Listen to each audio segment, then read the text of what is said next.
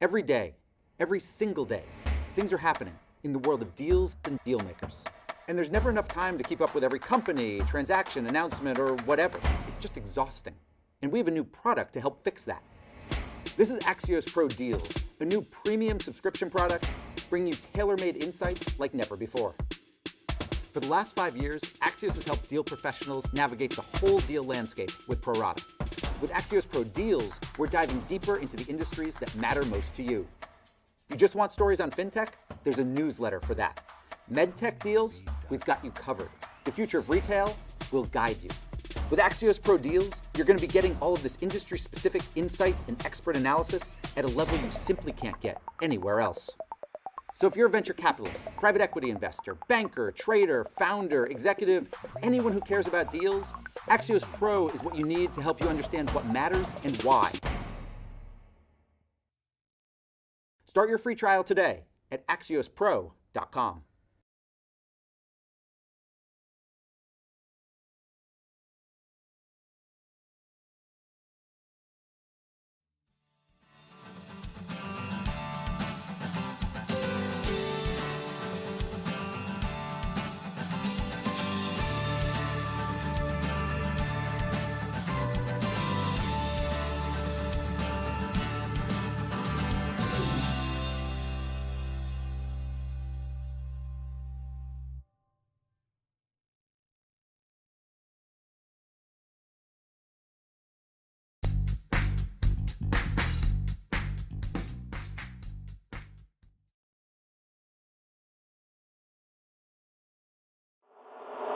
Welcome to our Reducing Recidivism Through Technology virtual event.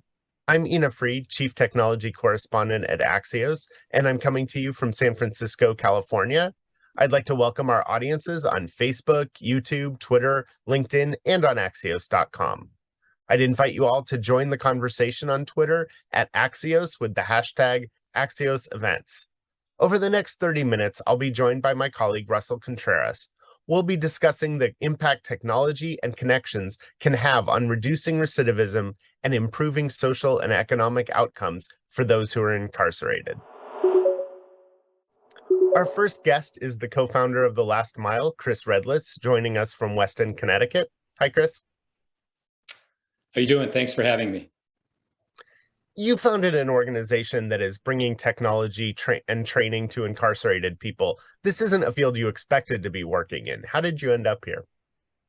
No, I was running a venture firm, Transmedia Capital in San Francisco, and I was invited into San Quentin, which is very close. It's within about 30 minutes from San Francisco, to do a talk one night to a group of men about business and entrepreneurship. I had never been in a prison before and really didn't know what to expect. But that evening was struck me so profoundly by the response of the men that I was talking to. My 30-minute talk turned into a several-hour discussion. And I saw that there was a real genuine interest in really improving where they are and creating a better life after they served their time. So I went back to my wife, Beverly, and I said, we need to do something. We have resources. We need to help some of these guys start their businesses. And that's really how it started. Why is it important to ensure that incarcerated people have access to technology and tech skills? Yeah, I mean, we are the most incarcerated country in the world. And recidivism rates are, across the country, north of 50%. And the biggest factor is that about 95% of people that are incarcerated are coming home. So the question is, who do you want them to be? And many folks, we talk a lot about second chances, but many of the folks inside never really had a first chance. So how can you help prepare those that are coming back into society to have real hireable skills? And that's really the mission of The Last Mile.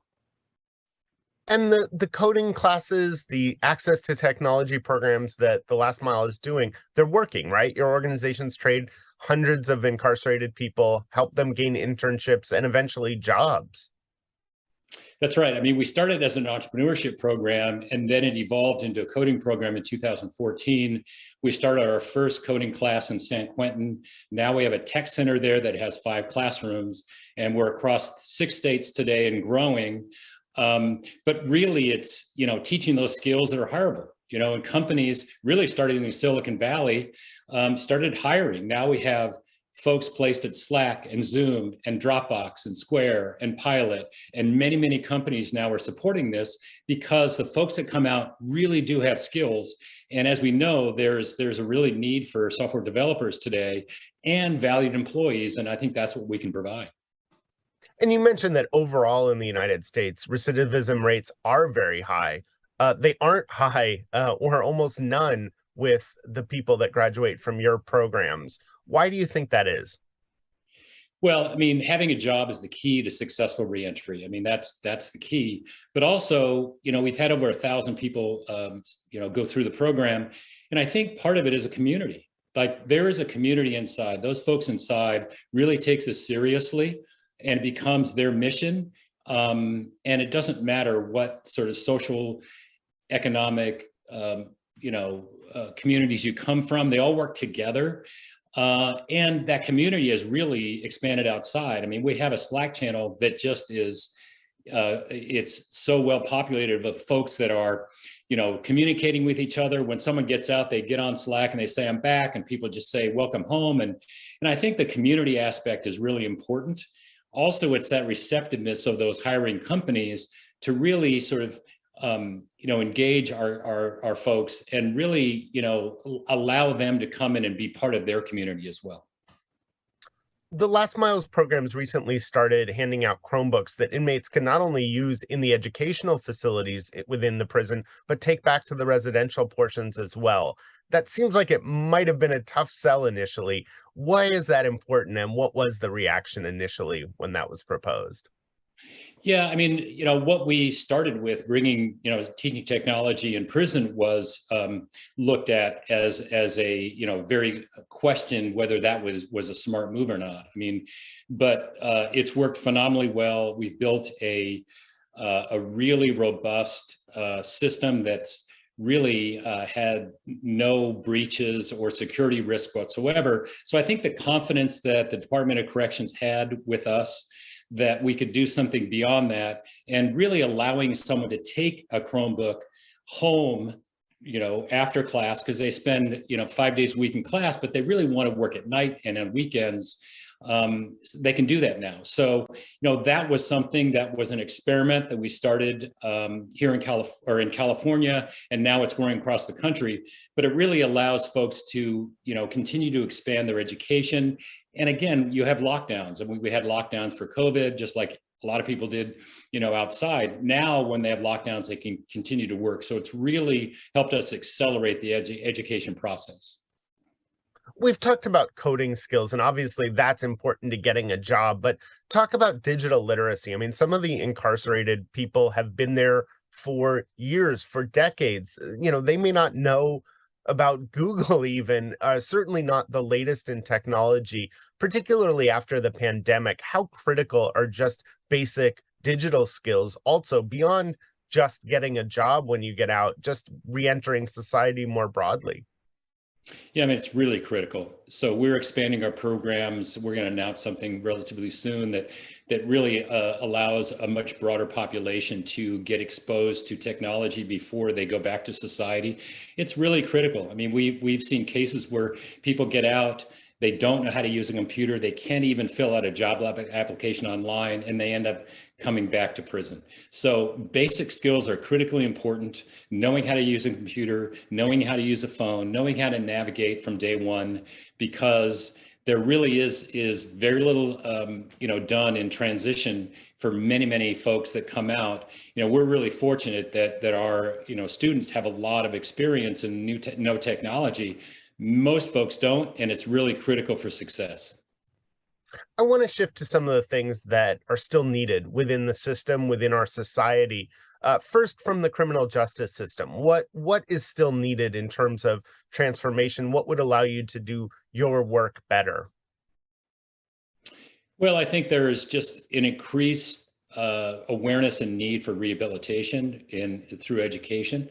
that's something that we're starting to see more of, but they're just not enough. They're just not enough of basic skills that are taught. And as I said, many folks have never had jobs, have never had any, formal education. So the expectation that someone can assimilate back into society without any preparation is not realistic. So I think first and foremost, we have to have many more rehabilitation programs, like the last mile, but it could be just, as I said before, basic skills before someone comes back. So I think, rehabilitation and education are really sort of on the forefront of what's needed in corrections today.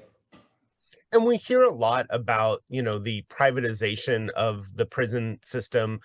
Does that play a role? Is there a difference in how you're received at private facilities versus publicly run? Yeah, I mean, we've taken a stance that we don't actually operate in private prisons. So we work state by state. Most of the prison population is incarcerated at the state level, not the federal level. So, we work at the state level, work very closely with corrections.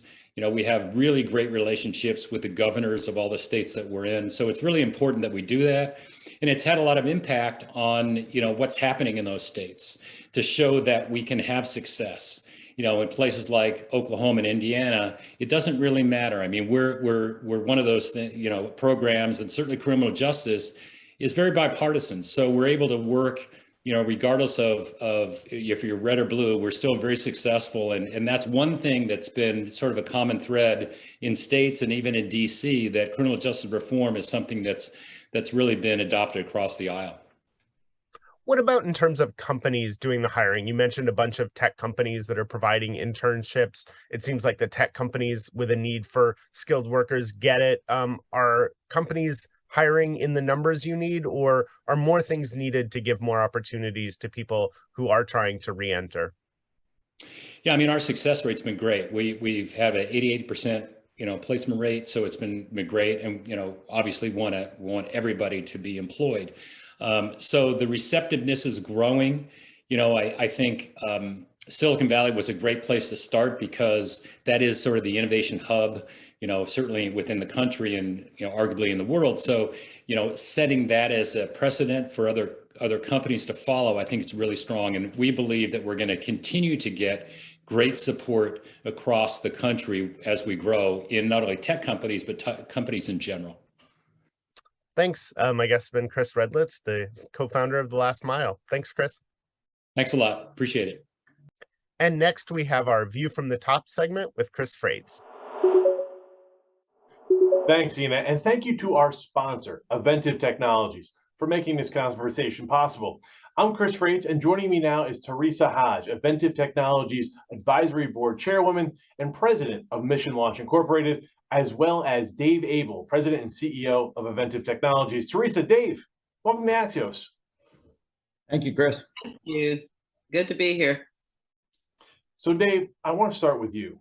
Of the 2 million people who are currently incarcerated, about 1.5 million of them will be rearrested within 5 years of being released, at least if current recidivism rates hold. So how can technology help break what's a pretty negative cycle? Yeah, Chris, our company is entirely focused on breaking that cycle and using technology to be able to do it. There's really 3 things that we focus on. First of all, every study shows that the greater that individuals inside facilities connect with their support networks outside facilities, results are better. So technology can help to be able to create greater connectivity and communication, particularly when friends and family live hundreds of miles away.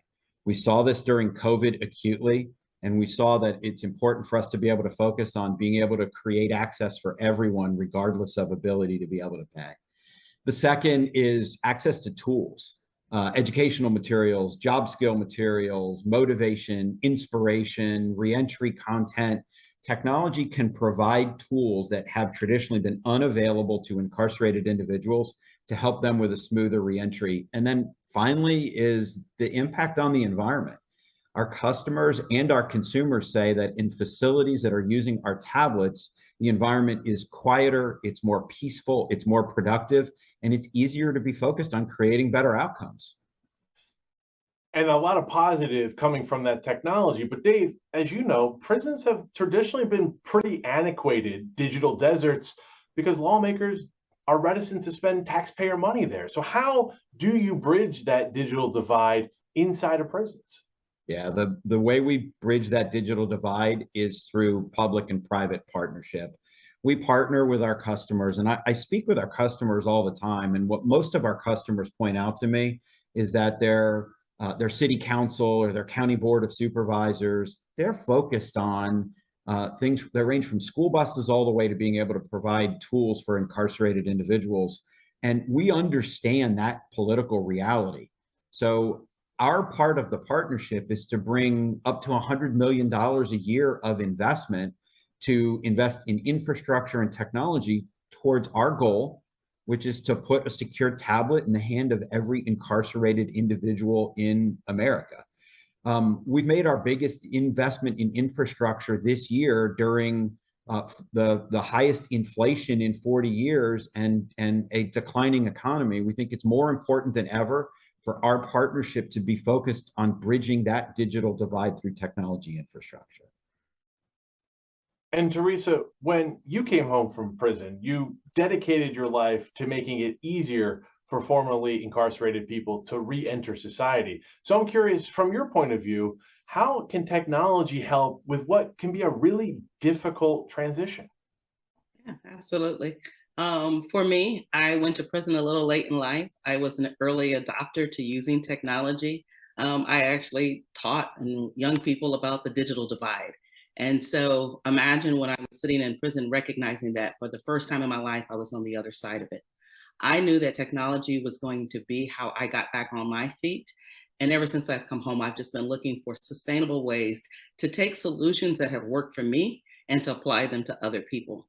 I believe the more that we use technology and the more we allow technology to be used for individuals who are coming home, we're going to see those recidivist rates lower, and we're going to have better outcomes for individuals and society at large. So this next question, I want you both to weigh in on. And Dave, I'll start with you. When you look at prisons, whether it's the ministries or education, they traditionally have been in person. They've been one-on-one. And so I'm curious, how do you make sure the technology keeps that human touch that's so effective? Yeah, first of all, it's from a principle. Our technology doesn't replace the human touch. It's critical that that in-person visitation, that ministries and educators continue to go into facilities to work directly with incarcerated individuals. Our technology is a force multiplier. Teresa and I talk about this together all the time. If Teresa and I want to share her story or the story of any of the other board members that work with us or others that we work with in the community, in the past, we would have been limited to the physical number of places that we can visit. But through our tablets, we can share success stories, we can share examples, we can share tools, we can share capabilities with, by the end of the year, this year, over 600,000 people at the same time. So it allows us to be able to multiply the number of people that can be touched to reinforce the human experience. And Teresa, from your experience, yeah, go ahead. I think I would just add to that is something I think in a post-COVID world, we're all grappling with at this moment. How do we get back in front of each other and remain in community? And I think that when we allow individuals who have experienced incarceration to create technology, then at that point, they're going to bring in that human element that's needed, because people who are sitting in prison, what they're really trying to figure out is, how do I, one, remain connected to my loved ones? How do I understand what's happening and how the world is changing around me? And how can I access housing, jobs, the things that are necessary for me to get back on my feet? And Teresa, I want to end this conversation with you because you talk a lot about the justice sandbox. And I'm wondering, what do you mean by that? So when I came to Aventiv, I shared with them a concept that I had for their platform, and that was allowing their platform to enable individuals like myself and others who have been successful after coming home from prison and who are building technology to bring their solutions to bear to those individuals. And so imagine being able to have these 650,000 tablets in the hands of individuals who are sitting on their bunks, and they're getting information and insights from other individuals who have gone to prison and they are successful, and they're telling them how they too. So we're really excited about that. And I'm just so grateful to Dave, his team, for embracing the concept of the Justice Sandbox, which will allow more people who have been to prison to participate in sharing their wisdom and insights with others. Teresa Hodge and Dave Abel of Aventive Technologies, thank you so much for joining Axios. Thank you. Thank you. And now over to Axios' Russell Contreras. I'm Russell Contreras, and I'm the Race and Justice reporter here at Axios. Our final guest is Aedan Macdonald, the founder and director of Justice Through Code. Aedan, welcome to Axios. Thanks so much for having me, Russ. Really glad to be here.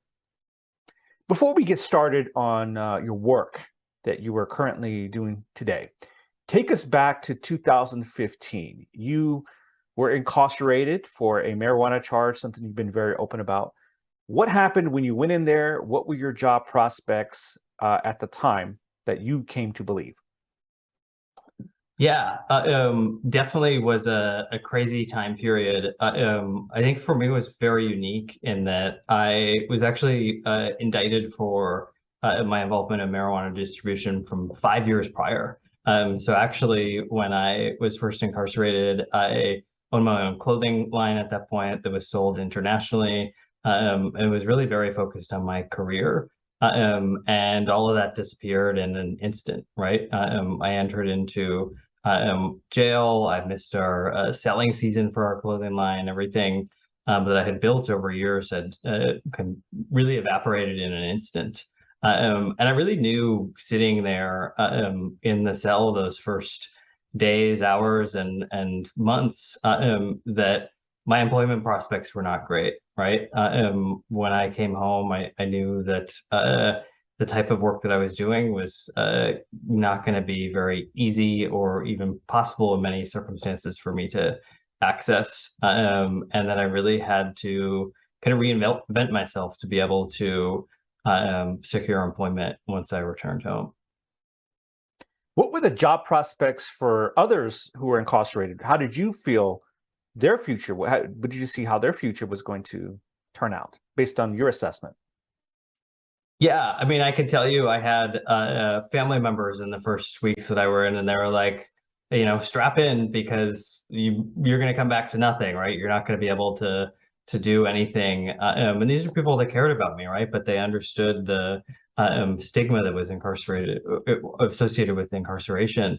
And I knew that, you know, for many people, the best case scenario was low wage employment, primarily in the trades, with not a whole lot of room for growth if people were even able to secure that employment. And I think that's illustrated by the median earnings for people in the 3 years after release, $11,000 a year. So definitely not a lot of prospects there. You were released, and then you go to Columbia University's College of General Studies, and something happened when you came across the language of coding. What was that, and what was it attracted you to this field? Yeah, while I was incarcerated, as I said, I really had to think about how am I going to reinvent myself, right? And so I went back to school while incarcerated. I was fortunate enough to be in an institution where there were access to college classes. Really spent all of my time focused on that. Applied to Columbia, was admitted actually before I returned home. Went from prison all the way in California to New York City. And was on campus, and I was really struck by all of the resources of a place like Columbia, right? Ivy League institution, access to so many different things in New York City, a wealth of resources, and especially business networks. And I realized for so many of my friends who I had made over the last 4 years while I was incarcerated, this was I was an anomaly, right? Not many other people were ending up at Columbia. much less securing employment. And I was really kind of inspired by how can I help address this problem, right? And also, how can I extend the resources of this incredible institution that I would have never previously dreamed of entering into to a larger group of people. And at the time, I had been meeting with Professor Damon Phillips, who is a professor at Columbia Business School, now at Wharton. And we had talked about the tech talent shortage, and I had actually done a coding boot camp years ago and thought, what if we extend this to people that are returning home from prison? We can provide free education and especially provide access to this network that exists within the university and within the business school. How does the program work? Somebody is released, is interested in coding, and they're want to consider going to this boot camp. How is someone accepted? What goes on? Yeah, so we have a pretty rigorous application process. We've actually, our second cohort had 1,200 applicants for 20 slots in the program. Since then, we definitely don't advertise the application as often, so we don't have so many applicants to review.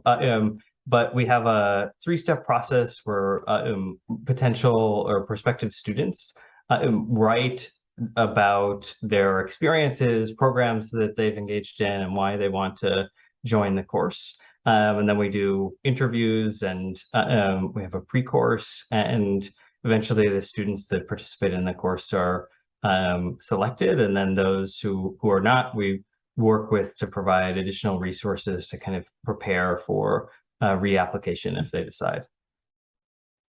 Coding is at the center of a lot of things we do with technology, whether it's a mobile device, the internet, even buying something often in a store.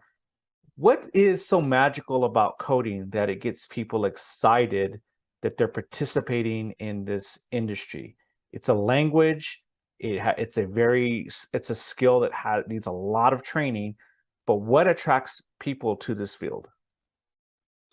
Yeah, I think a little bit like thinking of why did I think Columbia was so special, right? It's kind of this exclusive club that you join. If you ask anybody on the street about programming, a lot of times they're just say, "Oh no, I have no idea." It seems like a very confusing kind of members only club, and so I think the feeling a part of something that a much smaller group of people are usually to engage in is a huge thing. I think also the problem solving aspect, right? You're able to build something that's tangible, that's really going to impact society, and that really kind of touches all aspects of our daily lives. And historically, where there hasn't been a representative group of people that are building that technology from our general population, right? And so I think kind of all of those things combining, and really the promise of education, right? What is the promise? It's the promise for a better life, the promise for continued growth. And I think engaging in that training and entering into that career really provides that opportunity. In our final 90 seconds or so, I'm curious to why you would join and create a program like this. You could have rode off into the sunset and said, "I've did my time. I can do coding. I can get a job," and just kind of put that past behind me.